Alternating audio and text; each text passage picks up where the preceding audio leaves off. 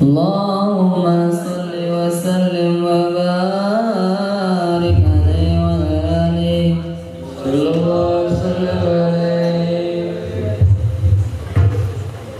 Allah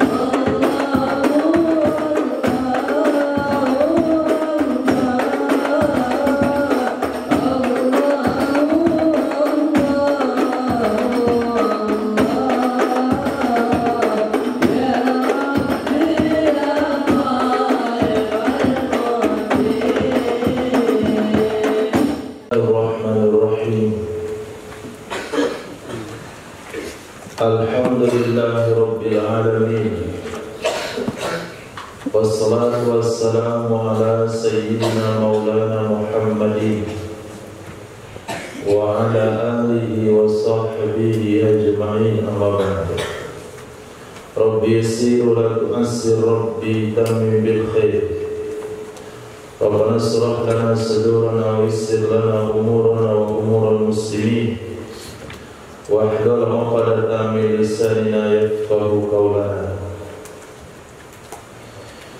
بسندنا المتصل إلى إمام الخاتمة الحفاظ الإمام جلال الدين السيدي رحمه الله تعالى وقدس الله سره وأدام النفع بعلومه وبركاته ونفحاته ومداته وكرماته في الدارين آمين. Kita lanjutkan kitab Jami' Shaghir hadis nomor 6142. Hadis ini diriwayatkan dalam kitab Musnad Imam Ahmad bin Hanbal dan kitab Sahih Bukhari dan Muslim dan kitab Sunan At-Tirmizi dan kitab Sunan Ibnu Majah dan Nasa'i dari Sayyidina Abdullah bin Umar dan Sayyidina Abu Bakar As-Siddiq radhiyallahu ta'ala anhu minal jami'. Baginda Rasulullah sallallahu alaihi wasallam bersabda, "Qul bacalah doa berikut. Allahumma, wahai Allah. Allahumma asalnya adalah ya Allahu. Ya Allahu. Dibuang ya-nya, diganti dengan mim tasdid di belakang jadi Allahumma. Ini sesungguhnya aku telah menzalimi nafsi diriku zulman akan zalim katsira yang banyak. Dalam riwayat yang lain kabira yang besar. Kata Imam Nawawi rahimahullahu ta'ala dalam kitab Al-Adhkar, dianjurkan untuk menggabungkan kedua-duanya dalam membaca Allahumma inni zalamtu nafsi dzulman katsiran kabira. Gabung kedua-duanya karena ada dua hadis. Wa innahu, dan sesungguhnya la yaghfiru dzunuba, tidak ada yang mampu mengampuni akan segala dosa. Wa innahu, dan sesungguhnya la yaghfiru, tidak ada yang memberikan pengampunan, tidak ada yang mengampuni az-dzunuba akan seluruh dosa illa ans, kecuali Engkau wahai Allah. Faghfirli, maka ampunilah bagiku. Maghfiratan, akan pengampunan, min indika, dari sisimu. Warhamni, dan rahmatilah aku. Innaka, sesungguhnya Engkau, anta, Engkau, tauhid, Al-Ghafur, yang maha pengampun, Ar-Rahim, yang maha penyayang.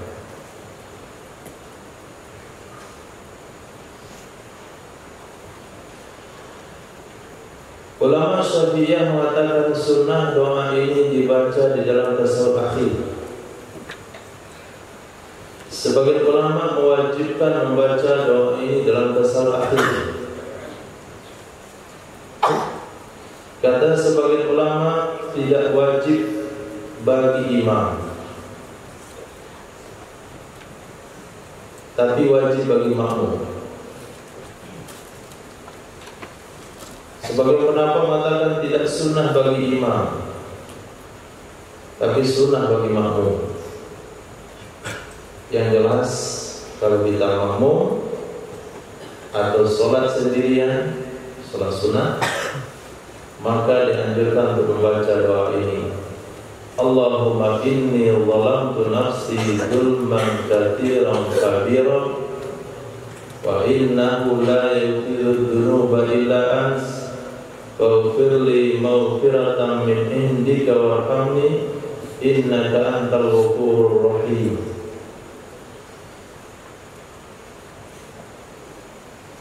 Sekarang sudah 1 menit.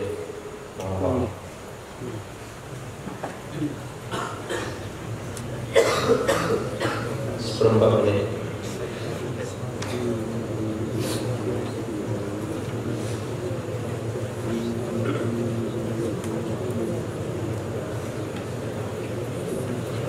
Assalamualaikum.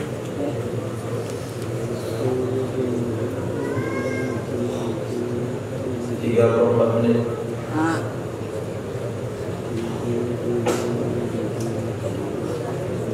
Satu menit. Berdiri. Hasan Hussein.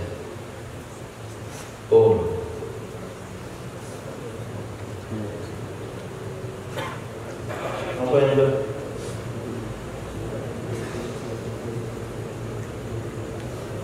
Sergio dibaca.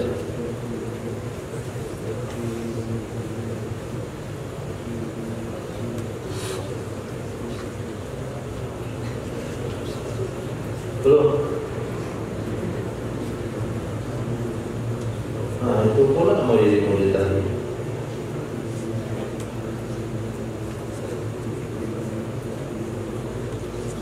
Itu yang mau diganti mazhab. 1 menit gampang. Ilham diri.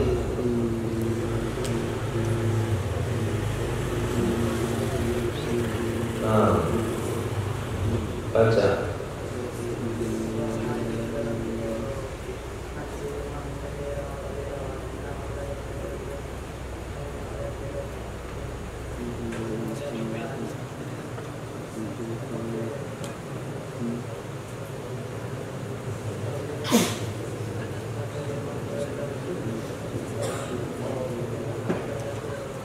Nah, duduk. Jadi acak semuanya yang berjamaah. Dewa diri.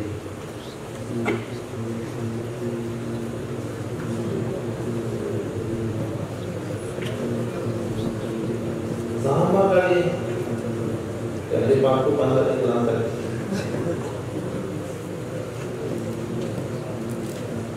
Pantat.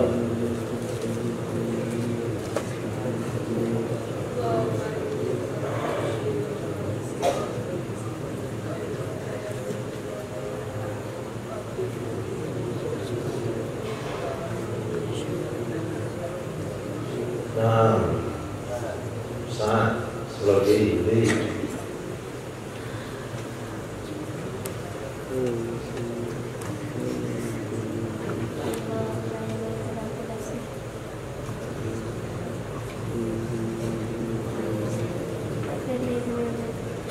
Tinggal rumah ini.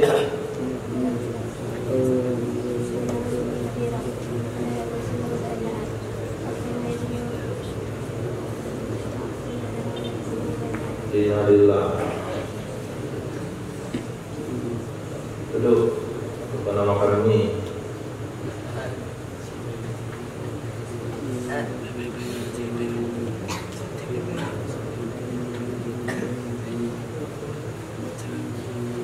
Budiman.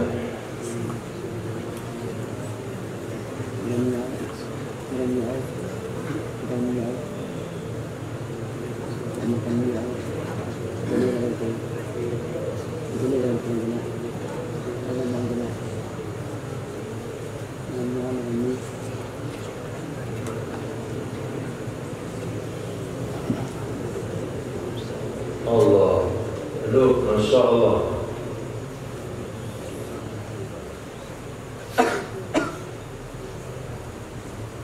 Coba dalam menghafal, apa masalah itu? Hah? Apa masalah itu dalam menghafal?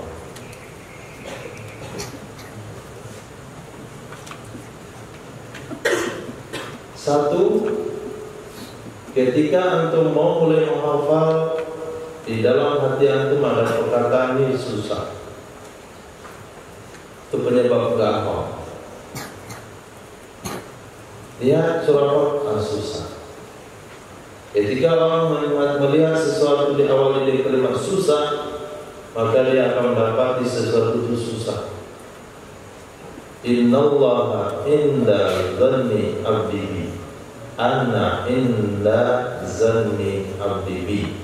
Innallaha inda zanni abdi bihi. Ada riwayat mukhatab, mutakalim, ada riwayat wahid. Allah akan memperlakukan seseorang sesuai dengan prasangkanya kepada Allah. Maka ketika awal sesuatu menghafal, jangan bilang susah. Nah, tapi bilang mudah. Maka ketika dia bilang mudah, maka dia akan mudah menghafal. Tapi ketika dia bilang susah, dia akan susah menghafal. Nah, yang pertama. Yang kedua, tidak boleh ada perasaan takut terhadap sesuatu yang dihafal. Apabila ada perasaan takut terhadap sesuatu yang dihafal, dia tidak akan bersahabat dengan antum. Maka cintailah sesuatu yang dihafal itu. Dia teman.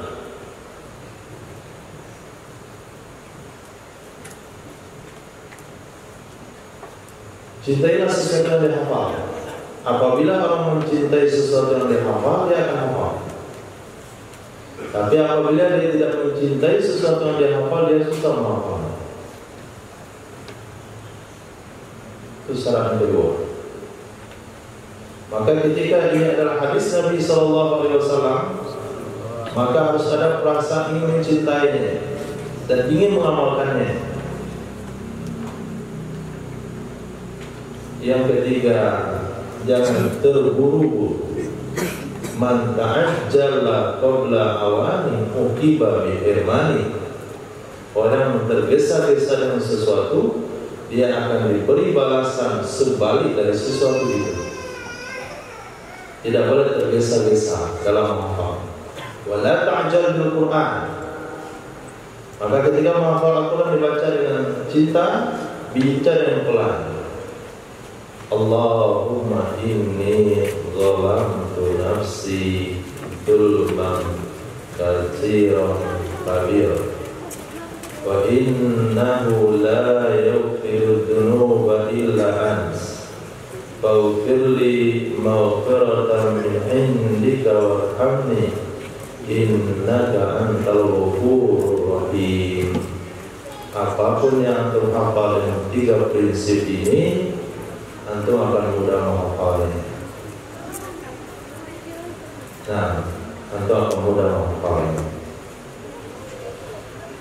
Qul, katakanlah, amantu billahi tsumma istaqim.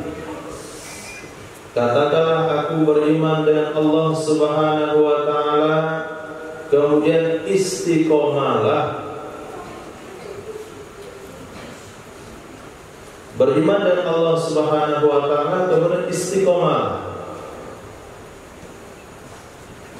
Hadis riwayat Imam Ahmad bin Hanbal, hadis riwayat Imam Muslim, hadis Imam At-Tirmidzi, hadis Imam An-Nasai, hadis riwayat Imam Ibnu Majah. Amantu billah, aku beriman dengan Allah, semastaqim. Kemudian istiqomah. Istiqomah dengan keimanan, istiqomah dengan keyakinan.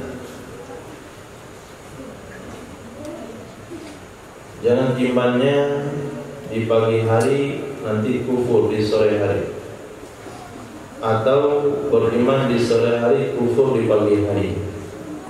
harus istiqomah dengan iman. Istiqomah dengan iman bukan berarti menghafal rukun iman setiap hari, tapi istiqomah dengan iman melakukan tuntutan iman setiap waktu dan keadaan. Waktu sakit apa tuntutan iman, waktu sehat apa tuntutan iman, pagi apa tuntutan iman, siang apa tuntutan iman, sore apa tuntutan iman, malam apa tuntutan iman, apa tuntutan iman sebagai tuan rumah, apa tuntutan iman sebagai tamu. Maka yu'minu billahi wal yawmil akhir falyukrim dhaifa falyukrim jara. Mana istiqomah. Kemudian hadis berikutnya Nabi SAW bersabda, "Qul, bacalah doa Allahumma hdini." Ya Allah, tunjukilah aku.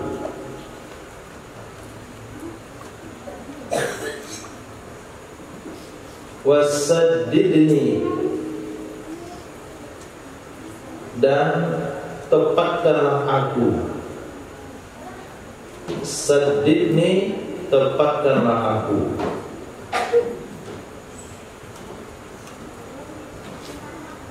Wazkur bil huda,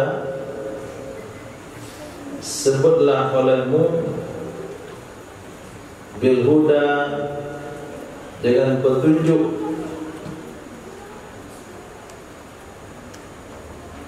Hidayataka, akan hidayahmu, akan petunjukmu. At-tariqa, akan jalan. Wa bisadadi, dan dengan ketepatan. Tadi apa disadid ini? Tepatkanlah aku. Apa maksud dengan ketepatan? Maksudnya sadad as-sahmi, ketepatan sasaran panah. Sadad as-sahmi, ketepatan sasaran panah. Doanya cuma 2 potong. Allahumma hdini wasaddidni. Apa maksud Allahumma hdini? Artinya bimbing aku dengan hidayahmu menempuh jalan yang benar. Apa makna saddidni? Yang dimaksud dengan sadad di sini adalah sadad as-sahmi, ketepatan dalam memanah. Ini doa ketika memanah. Allahumma hdini wasaddidni. Nah, jadi anak panahnya itu tepat di sasaran. Dengan syarat musuhnya benar, anak panahnya benar. Tapi kalau anak panahnya enggak benar, antum baca doa antum berkali-kali juga susah tepat. Anak panahnya berat sebelah, berat ke belakang atau berat ke depan, atau bulu ayamnya lepas satu, anak panahnya ada retak, anak panahnya bengkok. Itu kalau doa antum istijabah bisa juga ya. Untuk tembak prajuritnya kena panglima, karena nembaknya situ lagi di sini. Nah, kalau di medan perang aman, asal dilepaskan anak panah pasti ada yang kena, karena begitu ramai orangnya. Tapi kalau antum diminta untuk kalau hari ini dikatakan sniper, artinya menembak orang tertentu, itu yang bahaya. Suruh tembak presidennya, kena wakilnya, bahaya. Ya tepat sasaran. Tapi kalau dalam perang ramai begitu, cuma hanya untuk membunuh siapa yang kena saja, itu insya Allah itu dalam masuk kategori. Nah, bahkan kalau antum lepaskan panah kena teman sendiri pun, teman itu juga syahid. Tapi yang mengenai kena kafarat, memerdekakan seorang budak, membunuh tanpa sengaja, bayar diat juga. Nah, Ini doa yang dibaca ketika memanah. Allahumma hdini wasaddidni. Ketika Nabi mengajarkan doa ini, berarti begitu pentingnya ketepatan dalam memanah.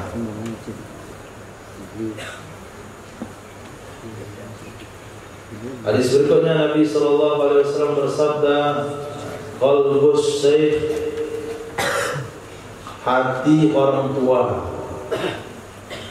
hati orang tua, syabun, itu tetap muda, ala, di atas, hubbis natai, mencintai dua hal.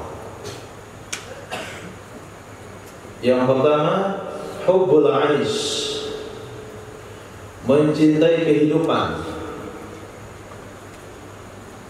wal mali, dan harta.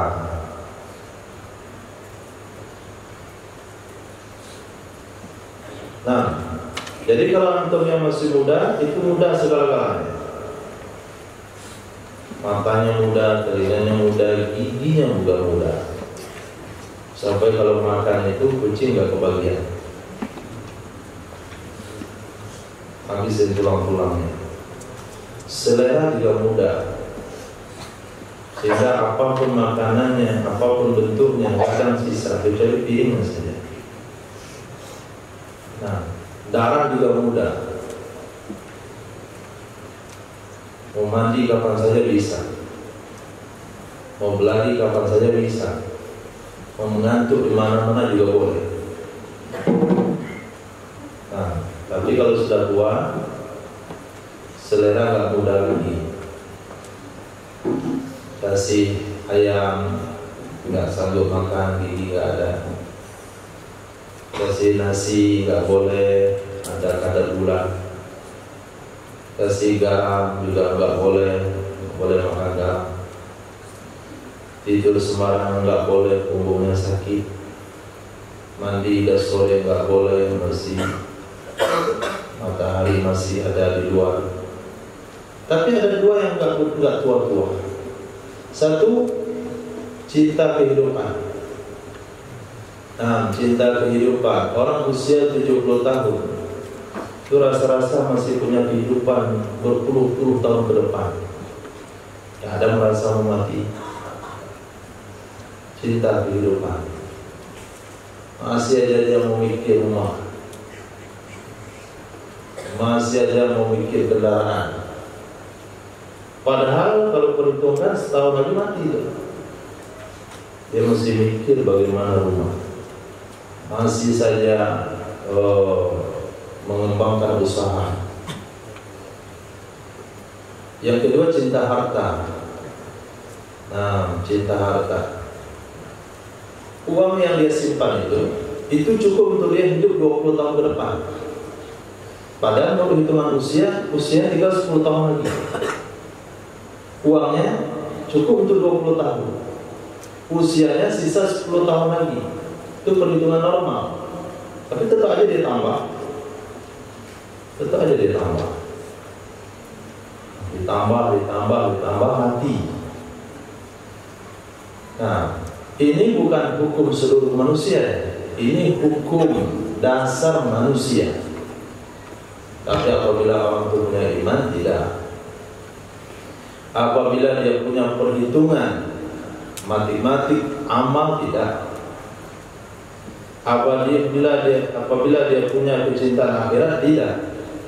Tapi hukum dasar manusia tanpa dibimbing oleh iman dan amal, maka dia selalu akan cinta hidup dan cinta harta walaupun sudah tua. Nah, hadis berikutnya hampir sama dengan hadis di atas.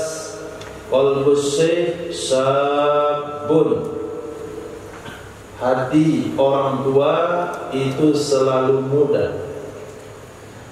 Ala hubbis natai, atas mencintai dua hal.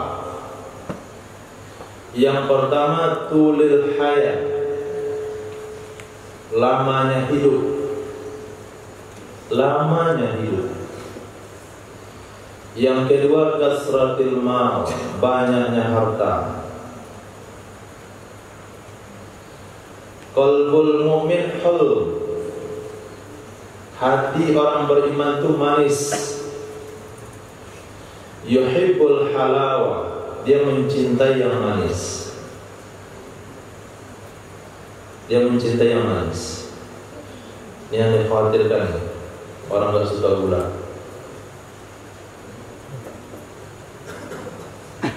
Nah, orang gak suka gula. Orang gak suka yang manis-manis. Dia sukanya payo, kario, daun pepaya, kemudian lagi pare, itu sama pare. Pasar bumi, akar kuda,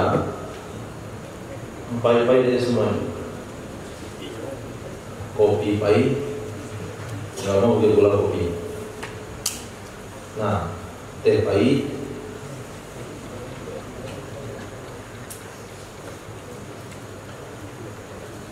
Hadis katakan orang beriman itu harus cinta manis, suka yang manis-manis, gak suka yang pahit. Bukan berarti makan gula banyak-banyak. Nah, nanti kena amputasi lagi, kena penyakit gula. Ciri-ciri yang kena penyakit gula itu, nah itu, mudah mengantuk di mana-mana. Sakit gula.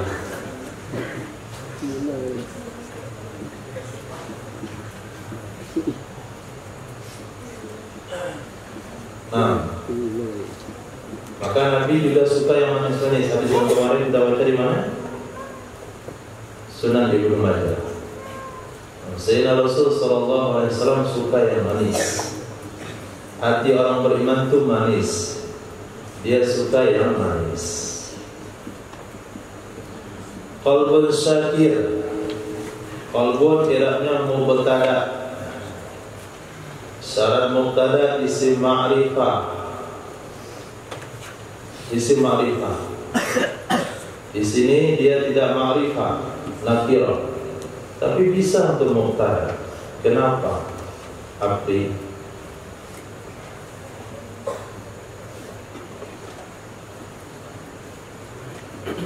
Itu pula yang mengerti masa Zahra.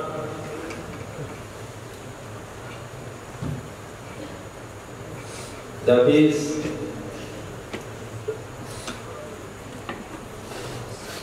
Apa kamu kok bisa jawab? Sumardi.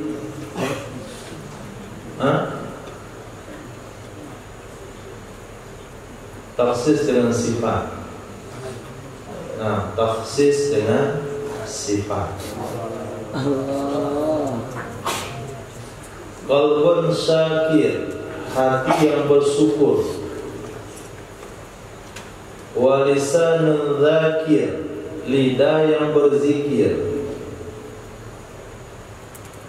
Wa zaujatun salihah, dan istri yang solehah. Solihah. Solihah, lalu dibaca solehah, itu imalah. Harusnya bismillahirrahmanirrahim, tapi karena imalah majreha.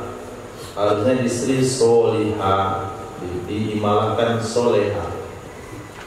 Jadi bahasa Indonesia itu imalah. Tu'inuka, yang menolong ia akan kamu,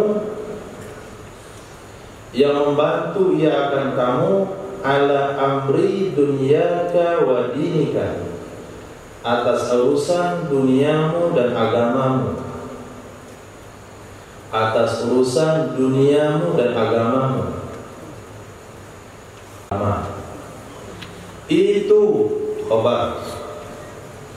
Khairu ma, sebaik-baik sesuatu, iktazan nas, yang menyimpan oleh manusia. sebaik-baik sesuatu yang menyimpan oleh manusia. Jadi seluruh manusia hari ini punya simpanan. Seluruh manusia ada sesuatu yang dia ingin dia simpan. Ada yang hobi menyimpan barang-barang antik. Semakin antik barangnya, semakin hobi dia simpan. Yang penting bisa pakai atau nggak pakai, yang penting antik. Nah, Vespa gua nggak jalan-jalan pun tetap disimpan. Ada yang suka menyimpan emas, ada yang suka menyimpan uang, ada yang menyimpan sendal, ada yang menyimpan sepatu, macam-macam. Nah, dari seluruh penyimpanan-penyimpanan yang dilakukan oleh manusia, maka simpanan dunia yang terbaik itu ada 3. Pertama, hati yang bersyukur. Karena hati yang bersyukur tidak pernah merasa kurang dimanapun. Yang kedua, lidah yang berzikir. Lidah yang berzikir akan selalu bersama Allah Subhanahu wa Ta'ala. Fadhkuruni azkurkum. Ya, lidah itu akan selalu menarik pertolongan Allah bersamanya. Wala takhaf wala tahzan, innallaha ma'ana. Kata Nabi Musa, inna ma'iya rabbi sayahdi. Ma'iyatullah itu bisa dilipatkan dengan lidah yang berzikir. Ketika hatinya merasa cukup, kemudian lidahnya membawa pertolongan Allah, dan dia dibantu di dunia oleh istri yang soleha urusan dunia dan agama, maka tidak ada satu pun lagi yang perlu dia dapatkan melebihi dari ini. Nah, qulubu ibni Adam talinu fisyita. Hati-hati manusia itu akan lembut di musim dingin. Qulubu, hati-hati ibni manusia, ibni Adam, talinu itu lembut ya hati di musim dingin. Maka jauhlah itu waktu hujan-hujan. Jangan jauhlah waktu panas. Maka jauhlah pada maghrib itu lebih tepat, karena sudah musim dingin. Walaupun musim dingin yang dimaksudkan di sini adalah memang musim, tapi daerah kita kan nggak ada musim dingin, musim panas. Kalau daerah kita misalnya cuaca dingin. Coba antum jauh lagi orang zuhur, sedang panik-paniknya di kantor, sedang panik-paniknya sama karyawannya. Antum datang pula, wah panik sekali lagi, mengamuk dia. Tapi setelah sore hari dia mandi, sudah segar kepalanya, dia nyantai pada maghrib, dah dapat teh, kopi, datang orang jola, dapat dia senyum dikit. Nah, jadi tepat jola pada maghrib. Nah, jangan berhenti jola karena hujan, karena semakin lebat hujannya, semakin lembut hatinya.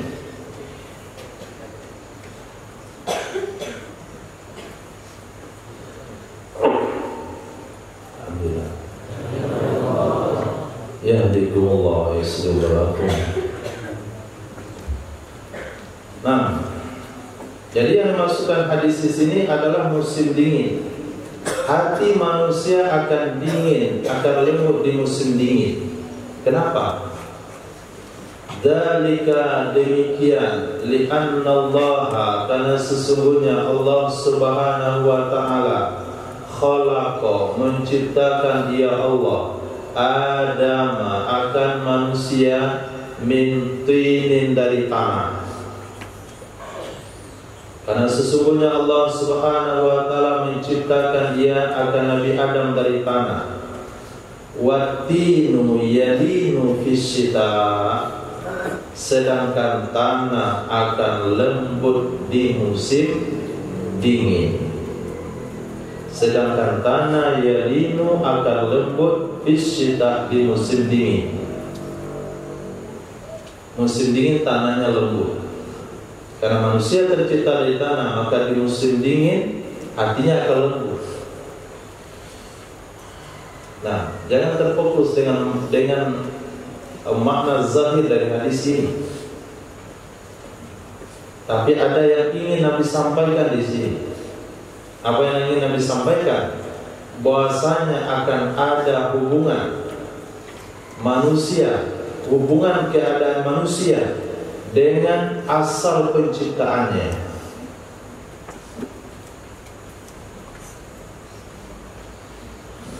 Dalam riwayat yang lain Nabi bersabda bahwasanya Allah Subhanahu wa taala menciptakan Nabi Adam dari berbagai macam tanah. Ada tanah putih, ada tanah merah, ada tanah hitam, ada tanah coklat, ada tanah busuk, ada tanah harum. Maka lahirlah manusia sesuai dengan tanah-tanah itu. Nah, mungkin antum ada dapat tanah karang putih, lumayan putih. Ada tanah itu tanah apa? Oh, tanah humus, subur tapi hitam. Ada pula tanah liat, alhamdulillah kuning. Ada juga tanah campur pupuk kandang. Nah, subur tapi bau.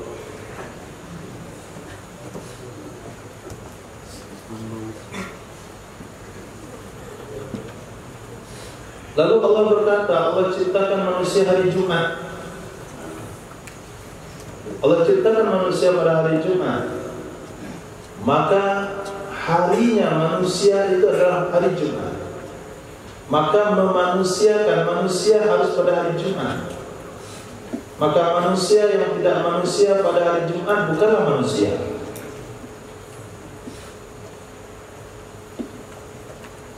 Paham?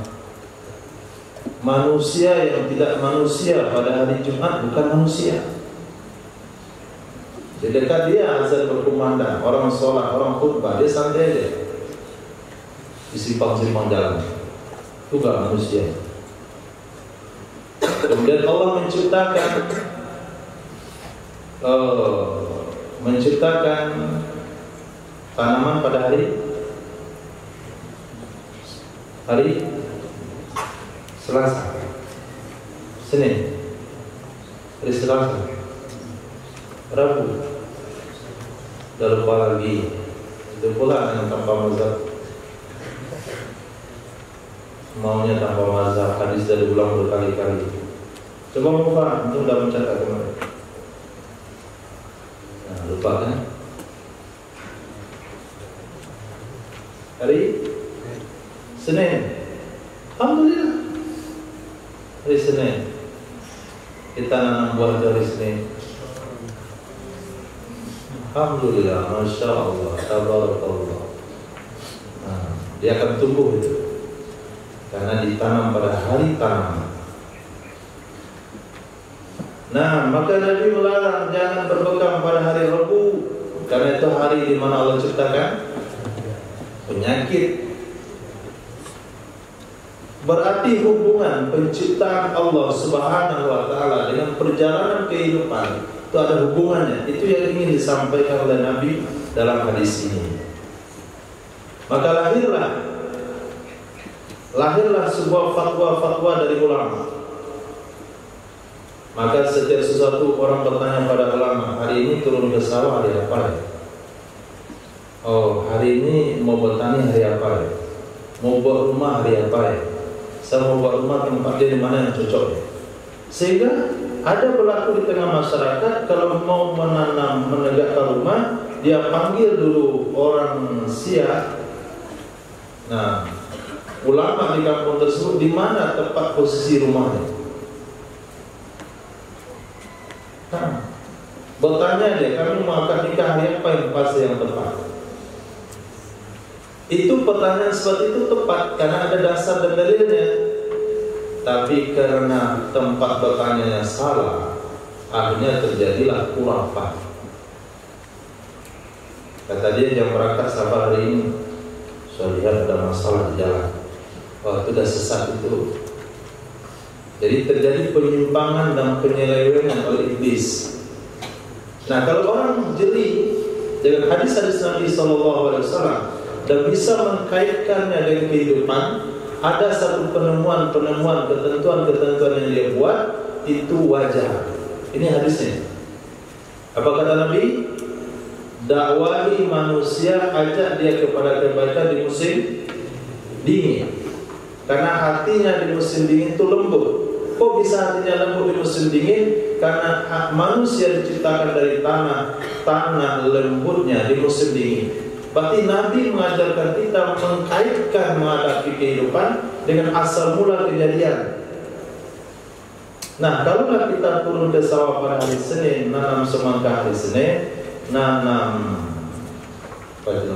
terumnya hari Senin, labunya pada hari Senin, maka dia akan tumbuh subur. Nah, karena ikut hadis. Coba untuk tanam hari Rabu mati dia. Nah, kemudian kapan Allah ciptakan gunung? Hari Ahad. Nah, supaya rumah antum kokoh seperti gunung enggak runtuh oleh gempa di Padang ini, maka buat pondasinya hari Ahad. Kemudian apa yang Allah ciptakan hari Selasa?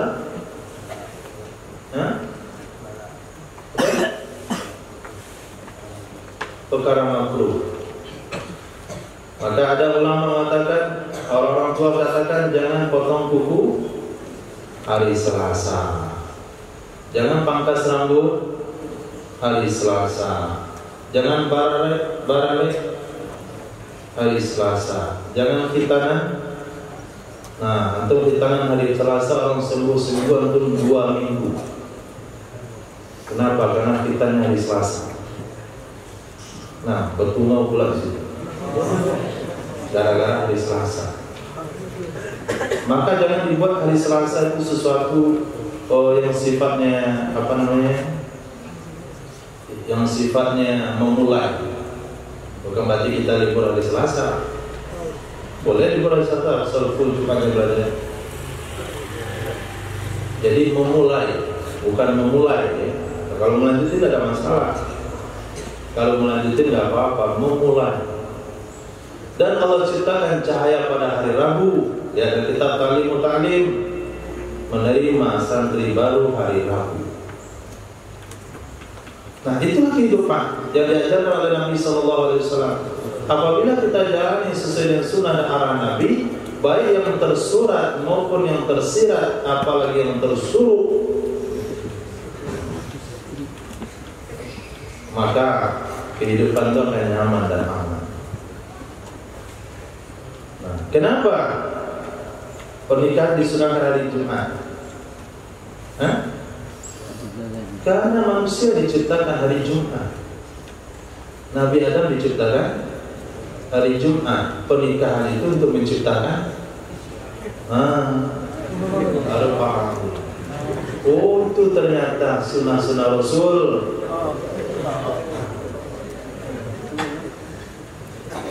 Jadi hadis-hadis yang kita baca itu akan mengawal, akan memberikan arahan kepada manusia untuk menjalani kehidupannya, baik masalah duniawinya atau ukhrawinya, kalau dia betul-betul melihat rahasia dari hadis Nabi SAW, sirrul asrar.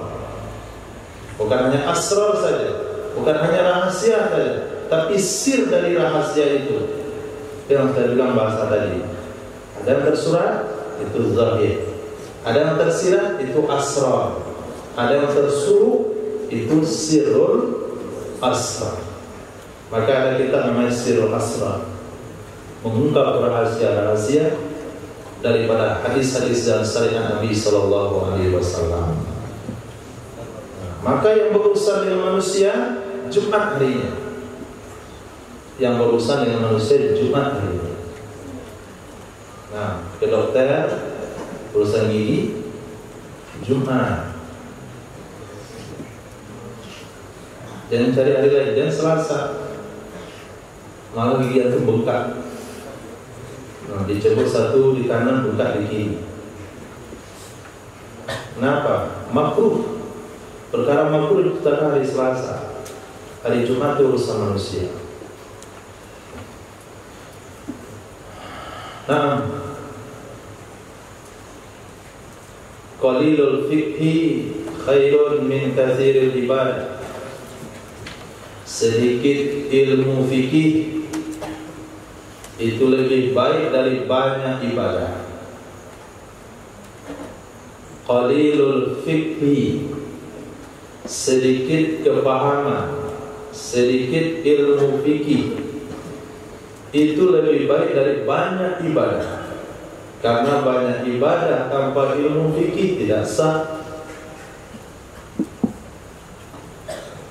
Wa kafa bil mar'i fiqha, cukup seseorang dikatakan paham, cukup seseorang dikatakan paham idza abadallah, apabila dia menyembah Allah Subhanahu wa ta'ala. Apabila dia menyembah Allah Subhanahu wa ta'ala. Wa kafa bil mar'i jahla, cukup seseorang dianggap bodoh, cukup seseorang dianggap bodoh idza ujiba bi ra'yi, apabila dia dibuat kagum dengan pendapatnya. Idza ujiba, apabila dia dibuat kagum bi ra'yi, dengan pendapatnya. Kagum dengan idenya, tidak menyandarkan penyelesaian masalah dengan sunnah, tidak menyandarkan penyelesaian kepada fatwa ulama, tapi pendapat sendiri. Siapa? Pak Wahab, sama Pak Salah. Dia baca hadis sendiri, lalu dia ambil pendapat sendiri, dia bangga menyampaikannya. Gak tahu salah sendiri, pasti malu je. Asarul apa bunyi hadisnya? Asarul birra tahur, tai kucing suci. Karena bangga dan pendapat sendiri, akhirnya ditafsirkan hadis tai kucing suci. Tapi ulama menafsirkan bekas kucing suci. Jadi kalau ketika satu sahabat sedang berwuduk, lalu ada kucing minum, diberikanlah air wuduknya itu biar kucing minum. Ketika kucing minum, baru dia berwuduk kembali dengan air tersebut. Tapi yang kabur, aneh perbuatannya itu. Apa yang kemudian aneh? Nabi bersabda, bekas minum kucing itu suci. Karena dia nggak mau bermazhab, dia baca hadis itu, dia tafsirkan sendiri, dia kagum pula dengan pendapatnya, tai kucing suci. Akhirnya dipermalukan oleh seluruh masyarakat dunia, malu sendiri. Itu namanya jahil, bahasa Padang banget. Jadi orang bodoh itu yang kagum dengan pendapat sendiri, tidak mau bermazhab, hanya pendapat sendiri, itu bodoh. Kenapa dikatakan bodoh? Karena ulama dulu sudah mengumpulkan semua hadis, kemudian sudah mempelajarinya, mana yang sahih, mana yang dhaif, mana yang awal, mana yang akhir, mana yang nasih, mana yang mansukh, mana mujmal, mana muqayyad, mana yang zahir, mana yang mubayyin, mana yang am, mana yang khas. Sudah dibahas seluruhnya oleh para ulama sehingga disimpulkan satu hukum, kemudian tinggal kita amalkan saja. Dan si bodoh ini mau dia kelola lagi sendiri, yang semua tidak dengan semua keterbatasannya. Akhirnya dia buat kacau balau dunia Islam yang pendapatnya. Maksudnya itu. Nah, kafa bil mar'i jahla idza ujiba bi ra'yi. Cukup seseorang dikatakan bodoh kalau dia dibuat kagum dengan pendapatnya sendiri, karena dia kagum dengan pendapatnya sehingga tidak merasa perlu dengan pendapat orang lain. Karena dia kagum dengan pendapatnya sehingga dia katakan tidak boleh dengar dari ustaz lain karena dia bid'ah. Harus dari ustaz dia saja. Sehingga kalau ada yang ceramah di depan ustaznya dia langsung lari kabur. Saking bodoh. Nah, tapi kalau orang yang tidak kagum dengan pendapatnya, tentu dia akan dengar masukan orang lain. Kalau dia tidak kagum dengan pendapatnya, tentu tidak akan dia bermazhab sendiri, akan ikut mazhab ulama-ulama sebelumnya karena dia tidak merasa kagum dengan pendapatnya sendiri. Nabi bersabda, rahimallahu ra'an arif arafa qadra nafsi. Allah rahmati orang yang tahu kadar kemampuan dirinya. Nanti sebaliknya Allah kutuk itu mahum khalafahnya itu. Tentu belajar. Nah, rahmat kebalikannya kutuk, tahu kebalikannya enggak tahu. Allah kutuk orang yang tidak tahu diri. Itu mahum mukhalafah. Apakah boleh diambil mafhum mukhalafahnya atau tidak? Silakan untuk cek kembali dengan syarat-syarat mafhum mukhalafah yang ada dalam usul fiqh. Dan sekarang mafhum mukhalafahnya begitu, tapi benar atau salahnya dicek dulu. Belum difatwakan nih. Ini baru memberitahu itu mafhum mukhalafahnya. Cukup syarat atau tidak? Itu akan dikaji kembali oleh pakar-pakar usul fiqh. Nah, Muhammad.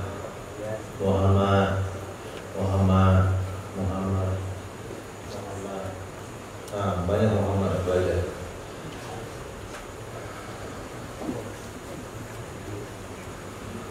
Muhammad Hafi, Muhammad Zahra, Muhammad Galang, Muhammad Irfan, Muhammad Fatur.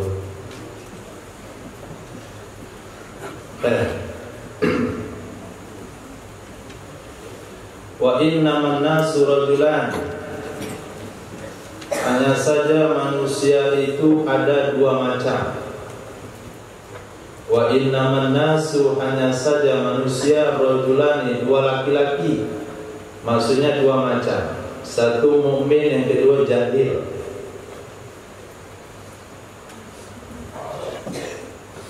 Yang pertama mukmin, yang kedua jahil. Bagaimana kita menyikapinya? Maka Nabi bersabda, "Fala tu'dzil mu'min." Jangan kamu sakiti orang beriman. Jangan kamu ganggu orang beriman. Baik dengan lidahmu, kamu katakan Imam Ghazali bid'ah,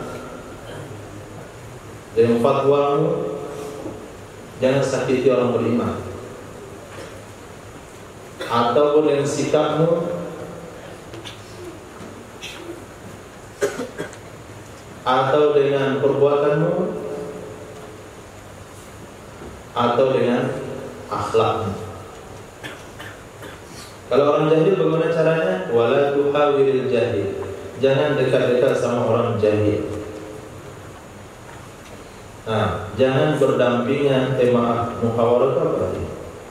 Saya kira tujawi, tapi tuhawi. Muhawarah itu berdebat. Maaf, jangan berdebat sama orang bodoh.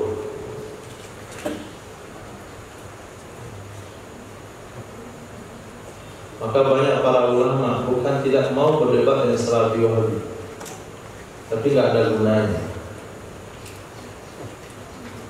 Imam Syafi'i rahimahullah ta'ala katakan, kalau saya berdebat sama orang cerdas, itu bisa saya kalahkan. Tapi kalau debat sama orang bodoh, kita yang kalah.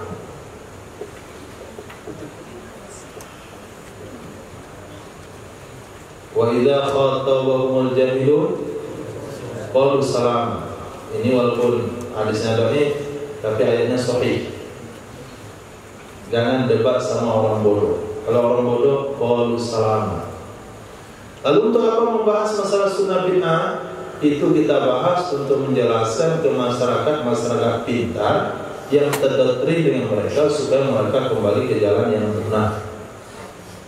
Nah, bukan untuk debat itu, jangan salah paham. Ini penyampaian tadi bukan untuk debat. Itu materi-materi yang terkuasai untuk menormalisasi masyarakat yang sudah terdoktrin. Tapi kalau tukang doktrinnya biarin aja. Nah, karena nggak akan habis-habis itu ceritanya. Nah, qalil taufik khairum min katsiril aqab. Sedikit taufik itu lebih baik daripada banyak akal. Apa taufik? Apa itu taufik? Kemampuan untuk beramal. Qalil taufiki, sedikit taufik, sedikit kemampuan untuk beramal, khairun itu lebih baik daripada banyak akal. Kalau dia bahas fikih, masya Allah, mulai pada barisnya dipermasalahkan sampai i'rabnya, nah, sampai terjemahannya, sampai maksudnya, sampai khilafiyah di dalamnya. Lepas itu hanya tinggal di pembahasan, tidak berwujud amal. Anda mendingan 3 hari langsung amal, tapi ilmunya cuma biasa-biasa saja. Senang itu. Betul mas, betul. Nah, qalil taufik, kemampuan untuk beramal itu lebih baik daripada banyak akal. Ilmu banyak, pembahasan panjang lebar. Nah, sampai membahas masalah apa yang kita sembah, siapa yang menyembah. Nah, manusia ini terdiri daripada berapa unsur, kulit dari unsur apa, darah daripada unsur apa, bagaimana cara kalimat la ilaha illallah, itu yang dibahas sampai lalu salat isya pun gak jamaah. Itu apa pembahasan agama panjang lebar sehingga kalau gak salat jamaah? Siapa yang masukkan? Tanya sama orang lisan, orang bayangan. Nah, thariqah. Nah, mengaji diri. Kapan mulai mengajinya? Ba'da maghrib. Azan berkumandang masih itu.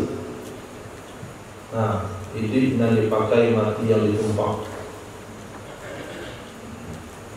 Siapa yang menyembah, siapa yang disembah, di mana tempat menyembah.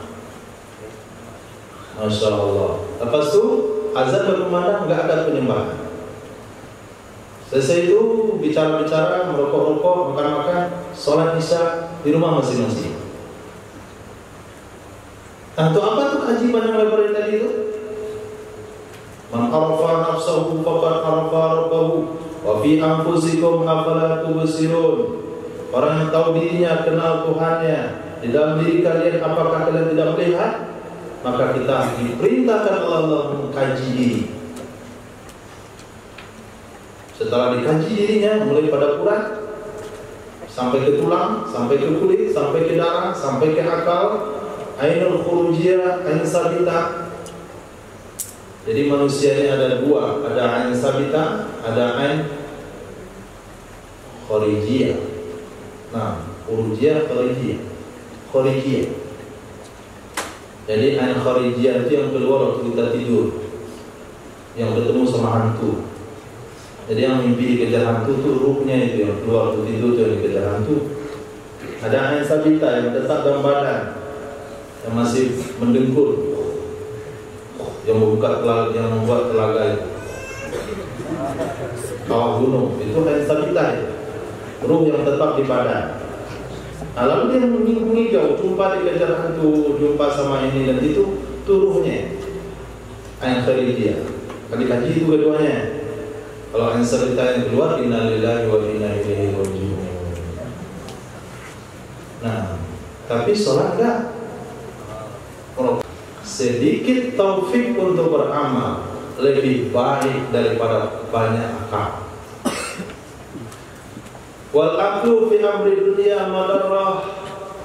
Akal dalam urusan dunia itu menyusahkan.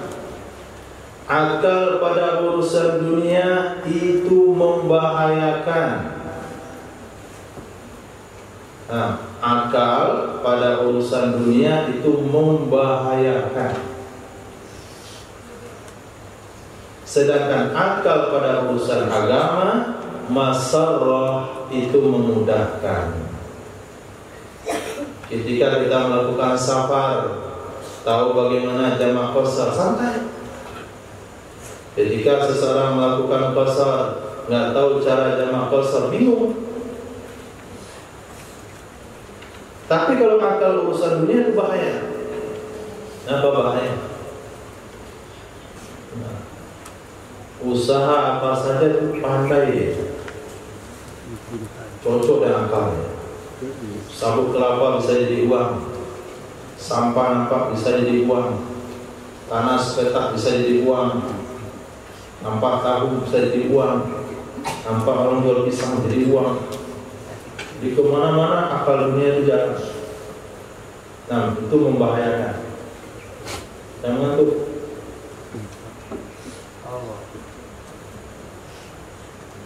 Nah, akal dunia membahayakan. Bagus orang-orang nggak tahu akal dunia, nggak pandai pakai handphone. Alhamdulillah. Nggak tahu jalan-jalan di kota Padang. Alhamdulillah.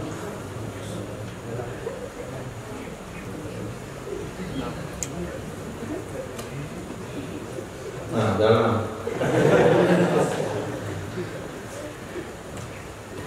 Jalan walaupun tinggal di Gaung tapi nggak tahu Padang. Di Gaung dia tahu. Di Gaung itu rumah dia tahu.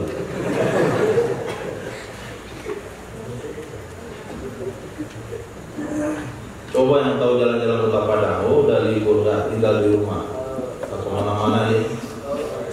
Nah, sampai ke pesisir itu, madarah itu merugikan. Qalilul amal yanfa'u ma'al ilmi, sedikit amal bermanfaat. Sedikit amal bermanfaat bersama ilmu.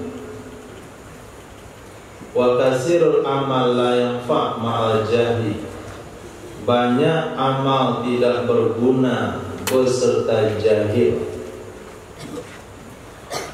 Qalilul amali, sedikit amal, yanfa'u ma'al ilmi, itu bermanfaat kalau ada ilmunya.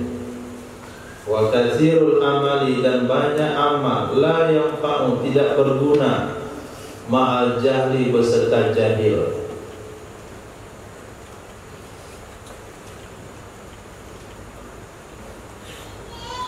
Ada yang bilang duha 14 rakaat. Kata Ustaz saya duha 14 sampai 16. Itu kalau dia tahu murtad jadinya. Untung dia nggak tahu. Nah, maksimal duha 12. Sebaik-baik duha 8. Tapi dia buat 14. Lepas sholat asar dia sholat sunnah. Dia semangat beramal. Di WC dia zikir.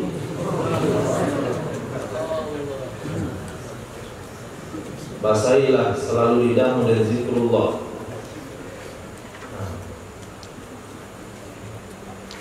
Gak ada gunanya, malah dia dapat dosa. Maka beramal dikit tapi dasarnya ilmu itu lebih baik daripada amal banyak tapi nggak tahu. Kenapa kamu melakukan itu? Entahlah, orang buat itu sebuah. Tapi apabila dasarnya ilmu, ini sunnah Rasul, ini fadilahnya, ini tata caranya, tata cara ilmu masail, fadilah ilmu fadil. Nah, qalilun tuaddi syukrah, sedikit yang kamu bayarkan syukurnya. Khairul, itu lebih baik, min katsir, dari yang banyak. la tutiku, yang tidak engkau sanggup akannya. Qalilun, sedikit, tuaddi syukra, yang engkau tunaikan syukurnya. Khairun, itu lebih baik, min katsirin, dari yang banyak, la tutiku, yang tidak engkau mampu akannya. Nah, lebih baik nikmat yang Allah berikan itu sesuai dengan yang bisa kita syukuri, daripada banyak yang tidak mampu disyukuri. Punya mobil 6 tidak masalah, tapi semuanya disyukuri. Dalam sehari itu terpakai semuanya. Daripada 2, tapi 1 nggak dipakai, atau 1 nggak pernah dipakai.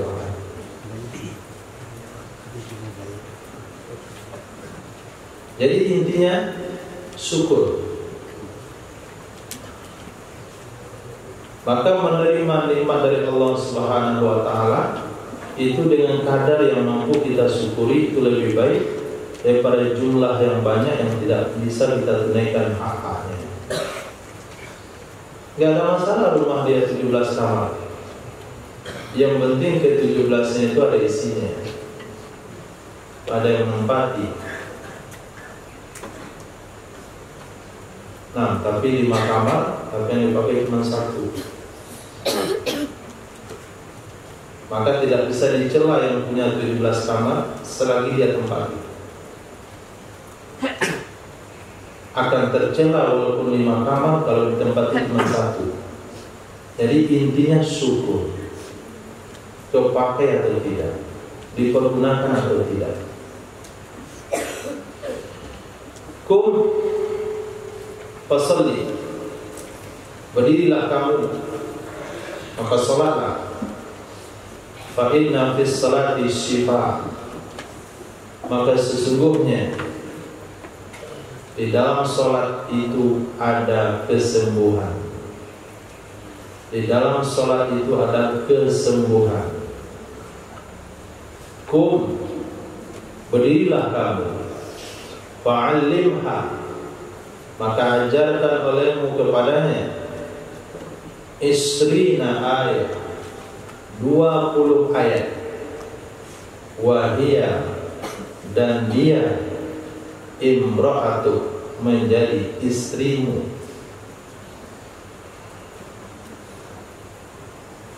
Berdasarkan hadis ini ulama katakan boleh menjadikan mengajarkan Quran sebagai mahar.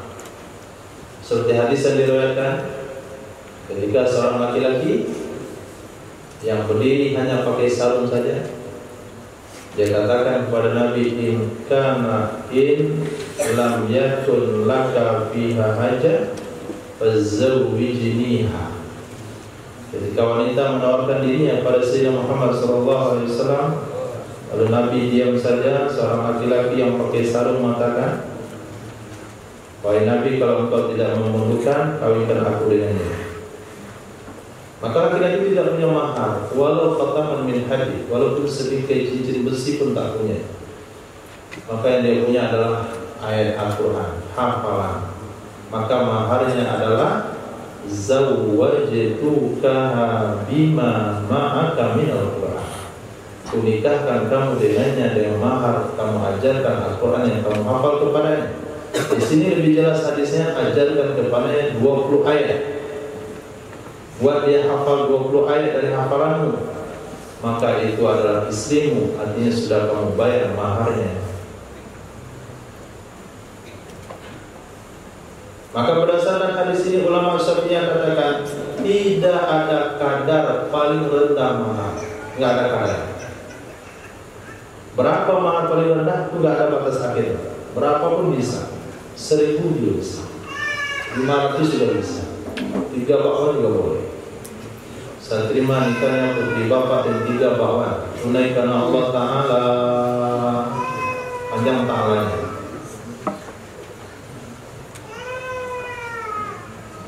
Nah, tapi maksimal mahar berapa? Berapa Isa? Hadis kemarin dalam Sunan Ibnu Majah. Hah? 500 dirham.